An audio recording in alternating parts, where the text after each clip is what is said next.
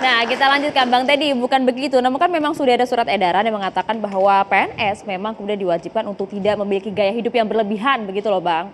Ya, Secara etis. enggak ukurannya apa menurut saya tanya. Itu bisa diperdebatkan. Orang nih, orang sudah biasa, dia senang moge misalnya gitu ya, dari dulu.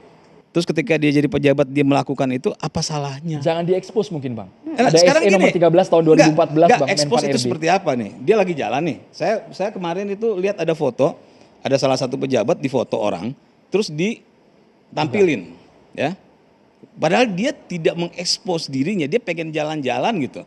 Apakah di negara ini kebebasan orang untuk melakukan hal itu mulai dibatasi? Ya, dengan apa pemikiran yang mohon maaf, jangan kita ngelihat terlalu tinggi lah, kita ngelihat di kampung-kampung lah ya. Ada orang ibu-ibu keluar, dia pakai apa namanya emas gitu ya, dia pengen menghadiri suatu acara, dia harus tampil terlihat menarik ya untuk menghormati tuan rumah. Ada orang-orang di pinggir-pinggir itu teriak, bukan teriak, ngomongin sombong amat gitu ya. Bang ini boleh. Silakan Bang. Saya sepaham, tapi begini. Seorang memilih menjadi pejabat publik, maka dia harus patuh kepada etika pejabat publik. Itu pilihannya. Betul. Jadi kalau Anda mau hidup hedonis, janganlah menjadi pejabat publik. Itu pilihan kok. Jadi tidak ada orang dilarang pejabat. Seperti saya Didu, 30 tahun di dalam, saya bisa menjaga diri. Tidak hedonis. Maksud saya beginilah, itu pilihan. Jadi jangan juga pejabat publik mau bebas seperti pengusaha. Kalau pengusaha terserah. Meskipun mampu ya. Meskipun mampu, karena itu namanya ada etika pejabat publik. Mungkin itu yang perlu kita ini kan. Ya, tapi maksudnya saya senang aja. Itu bisa diperdebatkan. Dia bisa, itu tapi bisa saya beginilah. Kalau Anda sudah mau gaya bebas, gaya hedonis, gaya tidak mau terbuka hartanya, maka janganlah menjadi pejabat publik. Nah itu hal yang lagi gitu ya, itu hal yang berbeda. Makanya saya bilang begini, kalaupun nanti bapaknya si Mario ini ya diperiksa dan memang dia melakukan penyelewengan misalnya ya sudah, artinya yang bakal dipertanyakan adalah dari pihak kementerian juga. Kemana selama ini pengawasan? Beginilah. Kemana selama ini pengawasan? Ya, setuju. Ya? Beginilah, mari kita bersyukur. Tunggu. Apakah reaksi-reaksi ini timbul ketika ada sesuatu kejadian yang mendapat perhatian publik sehingga akhirnya para pejabat berlomba-lomba untuk menjadi pahlawan di mata. Saya juga nggak setuju itu. Ya, saya cuma tapi faktanya itu terjadi sekarang. Saya cuma begini, saya happy karena netizen publik sudah berani menghukum tanda kutip pejabat publik yang tidak sesuai dengan etika pejabat publik. Itu yang harus kita syukuri. Ya memang gini, makanya saya bilang bahwa kita para pejabat itu jangan melihat dan tidak menyalahkan kami, saya pun tidak menyalahkan netizen atau masyarakat awam.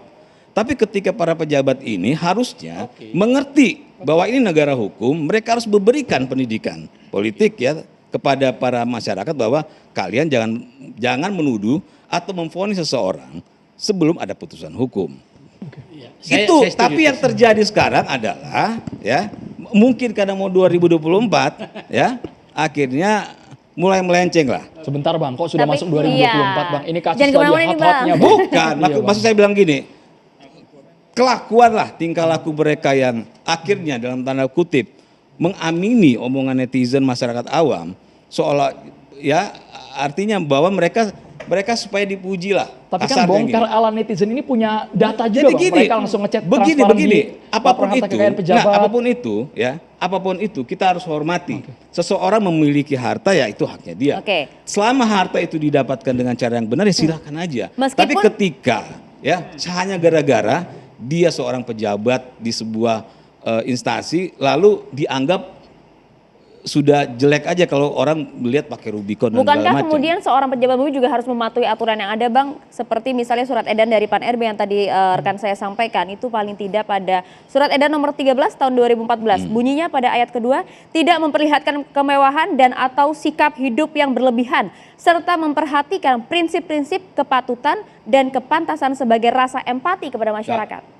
Gini. Saya bawa mobil lah, ya. Kalau orang bilang waktu mobil kayaknya keren, tapi karena kita sudah tiap hari bawa itu kita anggap udah biasa, ya. Apalagi nih orang dia bawa mobil atau bawa motor dari dia masih muda, dia seneng, terus ketika dia menjabat sesuatu, terus akhirnya dia harus mengungkung dirinya gitu untuk membatasi diri hanya karena ada orang lain yang tidak mampu.